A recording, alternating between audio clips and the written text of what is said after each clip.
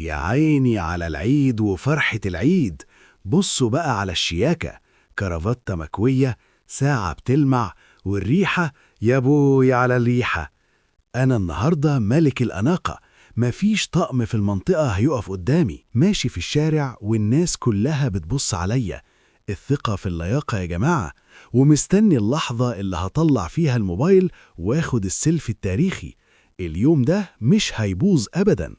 بس فجأة ظهر البعبع، حمادة ابن أختي، وماسك في إيده إيه؟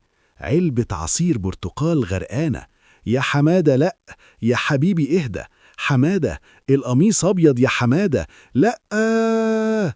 صوت طرطشة مية. خلاص، العصير بقى هو اللي لابس القميص مش أنا.